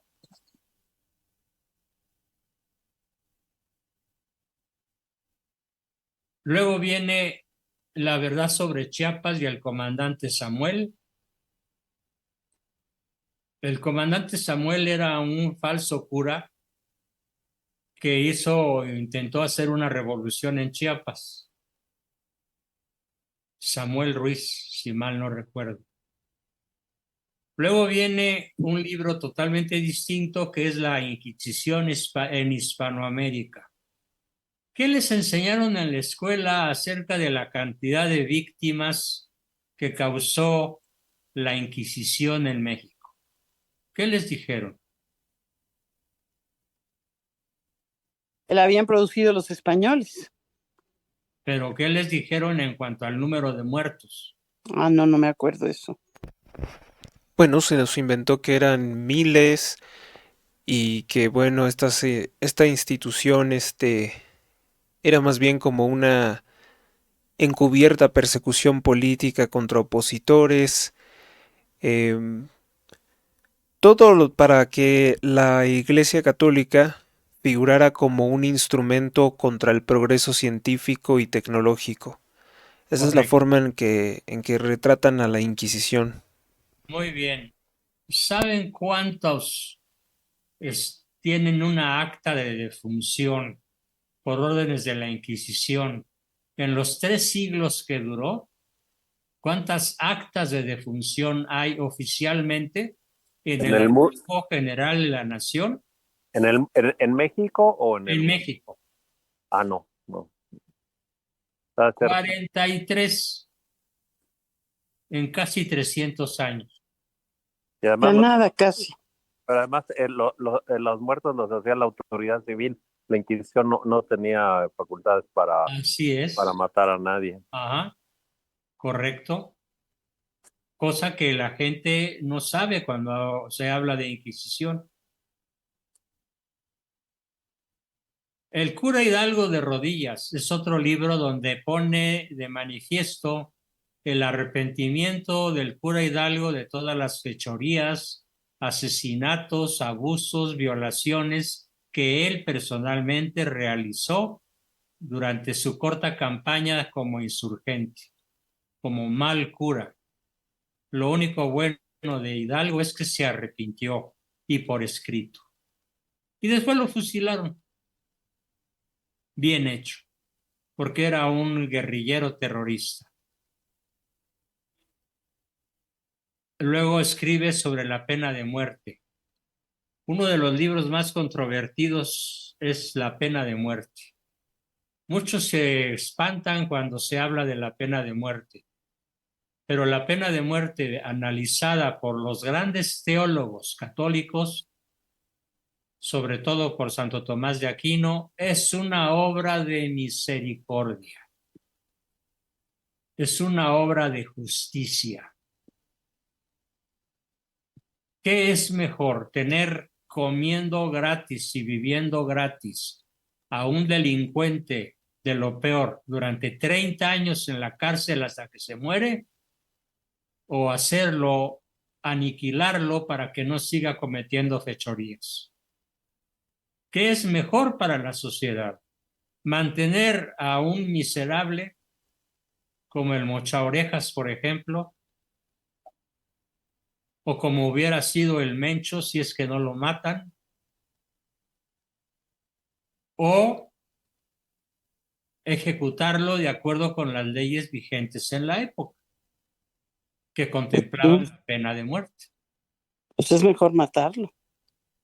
Claro, por supuesto que sí. Y San Agustín y Santo Tomás de Aquino lo demuestran plenamente. De eso se trata el libro sobre la pena de muerte. Después viene otro que se llama La Revolución Mundial de Herodes a Bush. Comienza con la matanza de los santos inocentes y termina con Bush, su libro, que es un masón de alto nivel, asesino también, narcotraficante y de lo peor que haya gobernado Estados Unidos, tanto el padre como el hijo. Y finalmente escribe su último libro, El matrimonio a la luz de la ley natural y de la revelación, donde demuestra que el matrimonio es un sacramento, es algo sagrado. Bien, pues estos son los 30 y tantos ejemplares que él dedicó que mi padre dedicó a escribir durante su fructífera vida. Todos se consiguen en Editorial Tradición, que tiene su página web, o se pueden conseguir a través de un servidor. Son libros muy extraños, muy diferentes, muy superiores a cualquier cosa que se puedan imaginar. Algunos quedan tan poquitos que son caros en su venta. Hablo de 300, 400, 500 pesos, pero vale la pena cualquiera de ellos para adquirir una verdadera cultura sobre lo que es la historia de México y sobre lo que son realmente nuestros héroes. Unas palabras finales. La obra de mi padre, monumental, heroica, extraordinaria, no habría sido posible sin el apoyo incondicional, bravísimo, valerosísimo de mi Santa Madre. Él siempre dijo, yo puse la voluntad y tu madre puso la energía y el entusiasmo para nunca rendirme. Es una frase que me ha acompañado toda la vida y que marca de una manera contundente la forma de ser de ambos heroicos mexicanos que la historia oficial ha borrado de los libros de historia porque dos personas así son profundamente incómodas para el narcosistema. Desde que este existe, que es desde Lázaro Cárdenas o un poquito antes. Bien, con eso termino mi exposición y damos pie a alguna pregunta, comentario, opinión que quieran decir. Adelante, ¿quién comienza? Bueno, yo te quiero agradecer muchísimo y además si quiero los libros, si tienes los que pueda yo leer, me encantaría. Recording in progress. Pues voy a enviar una lista para que los que tengan algún interés en comprar alguno de los ejemplares me lo avisen y poderlos conseguir y hacérselos llegar. Muchas gracias. ¿Quién más participa? Qué orgullo de veras. Sí. Perdón, Juan Bosco, buenas que nada, feliz cumpleaños. Gracias, Alex. Muy, muy feliz cumpleaños, con esa empuje y esa fisonomía que es muy tragaños, como se dice siempre, ¿no? Muy, muy tragaños, pero en base a, también está muy elogiosa y muy, muy, muy buena el elogio tan preciso, tan histórico de tus padres que nos da un gran acervo cultural. Ojalá, mi único otros comentarios sería que ¿acaso no hay nadie que pueda dar, que haya dado, que de vez en cuando, pues una presentación pública de tu papá, la semblanza, esa lucha y esos logros, y bueno, y los otros que no, descalabros también? No hay nadie ninguna figura intelectual, ninguna persona No. que... El que más se acercó fue don José Vasconcelos. Pero pues Sí, iba a decir yo. Uno de los grandes mexicanos. Converso, por cierto, José Vasconcelos. El Eso iba a maestro decir de América. yo. Sí. Pero sería increíble que alguien, digo, me imagino que es tan incómodo y la gente no se atreve a hacer una presentación. Exactamente, Pero es pues en muy algún incómodo lugar, el personaje. en alguna, no sé, en alguna universidad como la Yo lo he Panamericana o hecho, yo lo hice en la el PADE o algo, Universidad de Toluca pues con un éxito ambivalente. Por una parte fui muy aplaudido y por otra parte muy amenazado. Esto te estoy hablando de hace sí, lo malo es que no haya otro. 40 años. Mis que la figura de hermanos tu dominan papá todo esto al dedillo, sobre todo Salvador, que es maestro en historia, José María también, que es maestro en filosofía, doctor en filosofía. Carlos fue un personaje que difundió muchísimo. Lástima que se murió joven y a destiempo.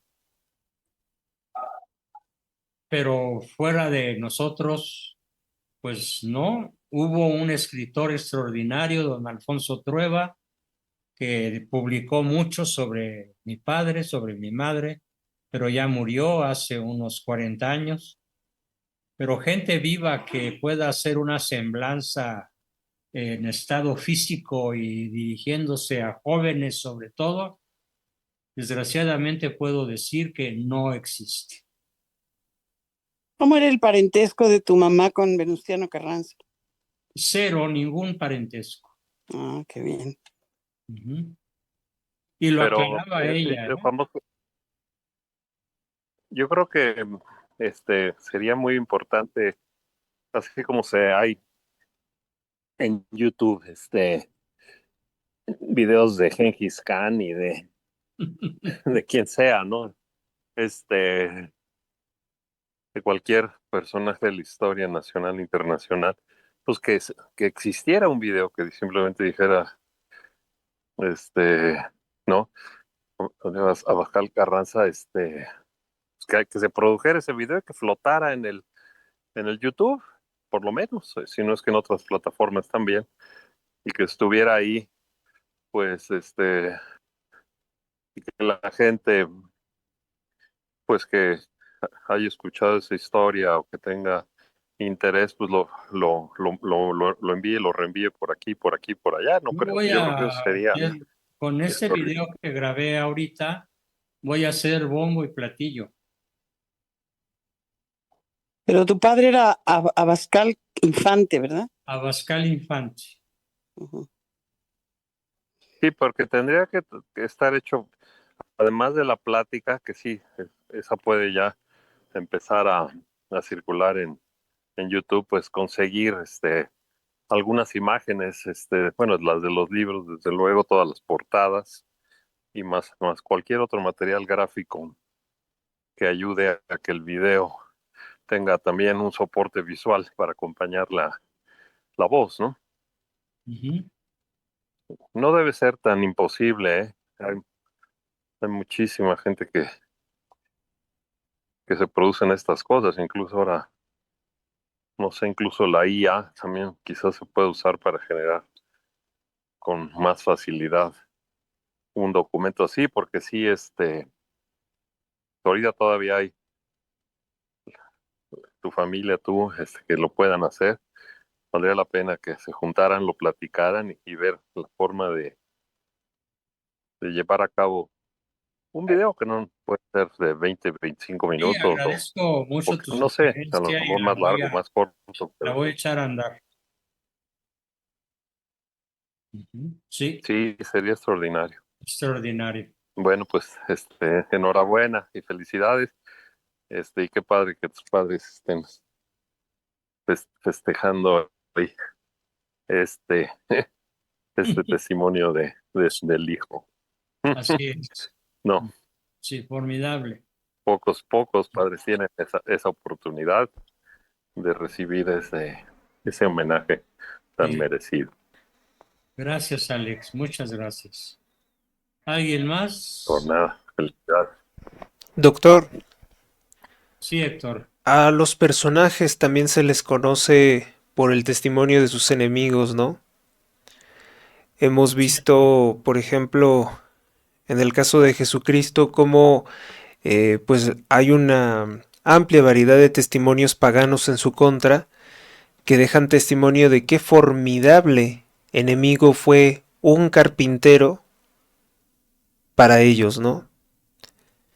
Y estaba recordando, eh, pues de las pocas ocasiones que yo escuché que se mencionara en televisión, en los medios audiovisuales, a su difunto padre Salvador Abascal. Y creo que fue no hace muchos años que Raimundo Rivapalacio hablaba que fue un periodo terrorífico para él, para la izquierda, porque había venido a México el presidente o el líder de Vox, creo que se cortó. Recording ¿Tendrá in acceso a la progress. lagartija? ¿Cree usted que Tiene acceso, pero le vale gorro. exactamente, no? O sea, Ella no tiene el menor interés Creo en que la se verdad. cortó. Sí, se cortó, no, Héctor. A ver. ¿Qué estabas diciendo? ¿Hasta dónde me quedé? ¿Hasta dónde me escucharon? Es que no me acuerdo. Hablaste de que los enemigos dan testimonio de, por Sí. ejemplo, en el caso de Jesús. Ajá. Ah, sí. Bueno, no hace mucho en los medios, bueno, en la televisión, mencionaba un periodista llamado Raimundo Rivapalacio Sí, a, lo a- conozco. sí, a su padre y comentaba, bueno, sí, el comentario de que para ellos había sido un personaje temible, o sea, para la izquierda y para estos medios, pues que son de izquierda, pero como que se ostentan como el oficialismo, ¿no? Como el establishment de lo que debe de ser sensato dentro de la política, estos opinólogos. Y tenía motivo de que había venido a México personaje, el presidente de Vox España, Abascal, por cierto. Santiago Abascal, exactamente. Y bueno, pues el caso de Salvador Abascal tuvo evidentemente un impacto muy significativo en la política mexicana, al punto de abominar contra él, ¿no? De hecho, lo relacionaban también con su amigo, el otro Salvador Borrego Escalante. Sí. Lo relacionaban directamente. Y son dos personajes que dejan mucha constancia de esa otra historia que está callada, que ha sido borrada de las instituciones de educación pública, que se mira como, se abomina mucho, pero no se le da esa apertura de conocimiento.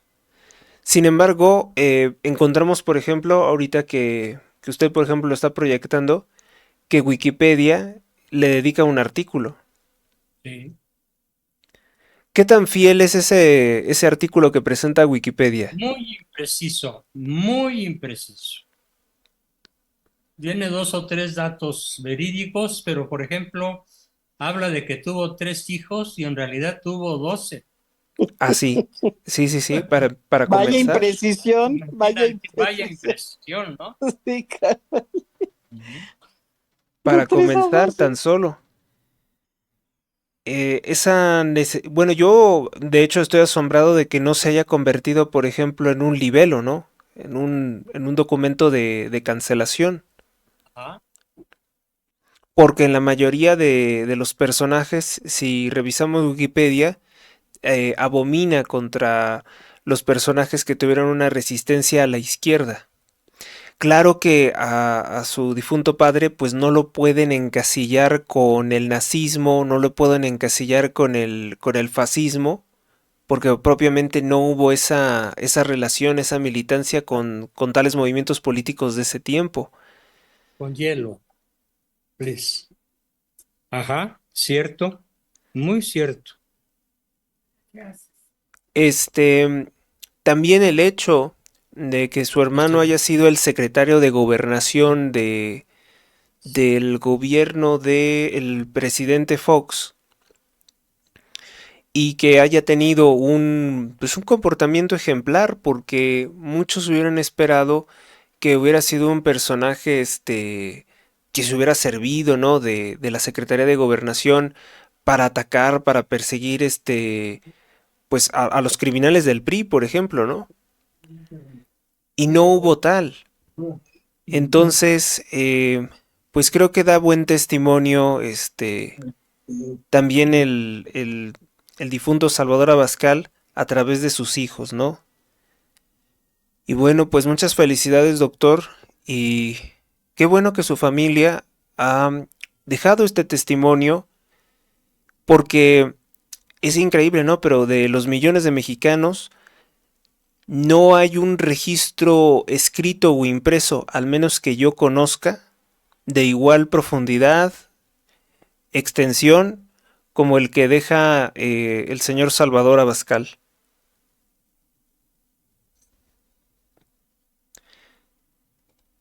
Si seguimos ahí. Nosotros sí, Sí, Edith. escuchamos. Estamos aquí, ¿eh? Sí. ¿Ya se fue el doctor? No, aquí está. No le escucho. Perdón, ya regresé. Ujú. Te alcancé a escuchar, Héctor. Muchas gracias por tu comentario. Muy, muy Gracias. atinado como siempre. Gracias.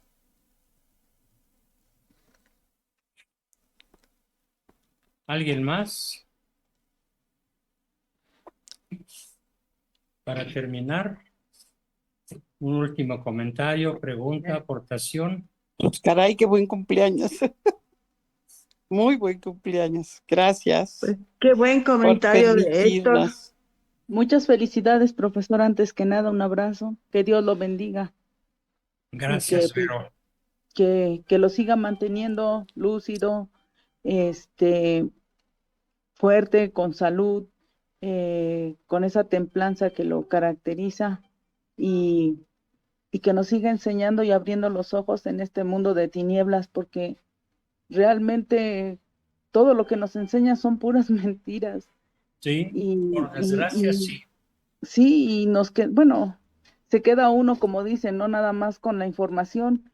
Y pues de mi parte, doctor, todo esto que usted y los compañeros nos han, con sus comentarios, Héctor, el señor Jorge, y los demás, pues nos enriquecen y nos hacen ver la vida de otra forma.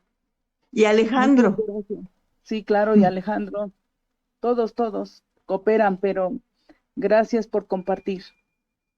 y alguna que otra voz que se escucha y no sabe quién lo dice, pero hay muchas personas con mucho conocimiento en su grupo, doctor. Lo reconozco y lo agradezco. Qué gran Pero legado sí, dejó tu papá y tu mamá. ¿Se Qué gran alcanza a ver orgullo la para tu foto que familia. está en la pantalla? Sí, Sí, ¿no? su Es mi mamá, mamá. ¿verdad? Sí, es su mamá. 17 Sí, años con su manojo de trigo recién cortado. Como ven, no trae guantes, por lo tanto, las manos expuestas a cualquier tipo de accidente. un mujerón, doctor. Mujerón. Pero No se ve como ahora, muy lejana la no como foto. ahora, doctor, todas tatuadas, casi enseñan todo, de Sí, todo se quejan. No, deteriorado, deteriorado, de verdad. así es. El deterioro del feminismo es diabólico. Sí, sí, es diabólico, no hay de Perdón, otra. Y luego con esa ley, ¿cuántos? Valeria,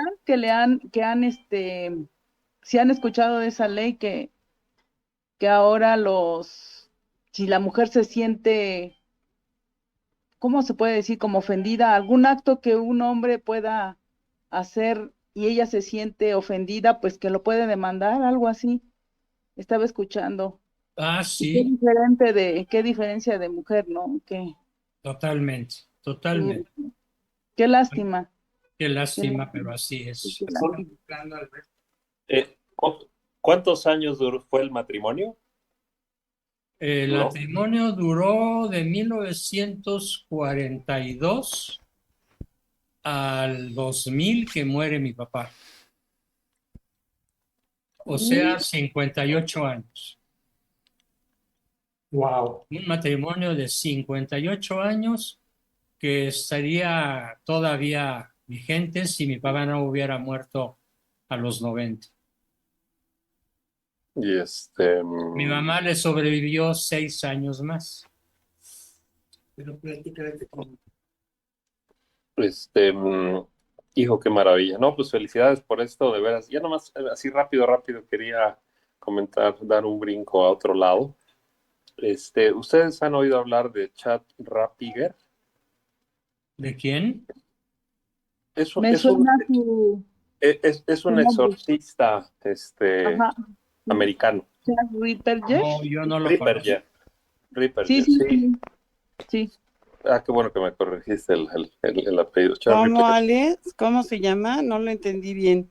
Chad Ripperger, con doble Pat P. Ripperger. Ah, Chad, C-H-A-D Ripperger. Es que hay una entrevista que le hacen de 4 horas a este exorcista y abre unas puertas sobre la vida sobrenatural increíbles.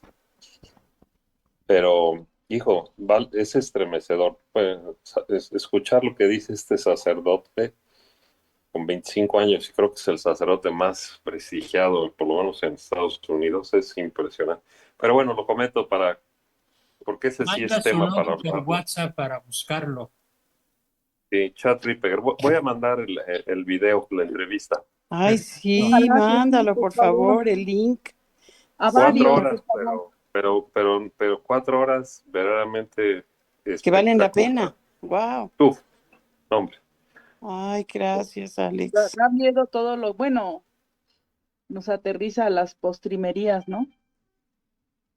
Sí, no, es impresionante lo que él, porque además es una persona que lo ha visto y lo ha dedicado y analiza maravillosamente mil cosas. Pero bueno, pues no, Ojalá que ahorita sí no me quería los distraer de mande. la figura de No, Rosa Bascal, pero nomás me como un dejé a hallazgo Jorge muy especial. Alberto con la mano levantada. ¿Qué querías decir, Jorge? Qué gran legado dejó tu papá y todo un orgullo para toda tu familia. Muchas Así felicidades. es, sí, así es. Felicidades, doctor. Gracias, Estelita. Qué bueno que estuviste. Sí. Le cantamos las mañanitas O las como el año nochecitas. pasado. Las Las nochecitas. nochecitas. Muy Hay bien que cantar podría las ser. nochecitas. Ay, sí, vamos a Las cantárselas. nochecitas. Ay, vamos a Una, cantar. dos, 2, 3. tres. Estas Estas son son las las mañanitas que mañanitas que cantaba el rey David. Hoy por Hoy ser día por de tu santo Oh, te las las cantamos cantamos a ti. Mejor póngala todo infante. Despierta, justo despierta. Mira que ya amaneció. Ya los pajarillos cantan, la luna ya se metió. Bravo, bravo, bravo, bravo. Felicidades, aplausos. Alabado, alabado, alabimos, el doctor. Un Ay, qué abrazo. lindos todos. Muchísimas gracias. Doctor, quedó Muchas mejor gracias. que el año pasado. Mejor que este cumpleaños que el año pasado. Mejor la canción que el año pasado. Ah, sí, Sí, se mejor, escucha mejor. claro. Ay, felicidades. Sobre todo que se festeja un año más, eso es muy importante. Exacto. Que Claro. sigas festejando un año más de sabiduría. Gracias, Jorge, muchas gracias. Y gracias, doctor, porque festejamos con usted esta historia maravillosa que nos ha compartido de su familia. Pues fue un honor, un placer, un gustazo como pocas cosas en la vida. Gracias. Así que sí, fue un gran festejo. Así es, fue el momento más importante del día, poder festejar con ustedes. Aparte de los pastelitos que me dio mi esposa, por supuesto. Pastelitos, abracitos, besitos y todo lo demás. Ay, muchas gracias. Dios Por lo el bendiga, piropo. doctor. No, realmente Felicidades. Y importante. bendiciones, Muchas gracias, bendiciones. Mi mamá es muy guapa, guapísima. Sí, se ve que es guapísima. Era guapísima. Sí. Siempre fue. Hasta después de los 80 seguía siendo muy, muy, muy, muy guapa. Qué padre. Bonita. Bonita. Sí. Bueno, pues si a esas vamos, hermosa. Hermosa, sí. Qué bien. Ay, qué Bueno, padre. pues nos vemos el viernes. Nos vemos el viernes. Doctor, Hasta el viernes. Viva Cristo nada Rey. más faltó que Héctor nos dijera a dónde fue que andaba de traje tan elegante.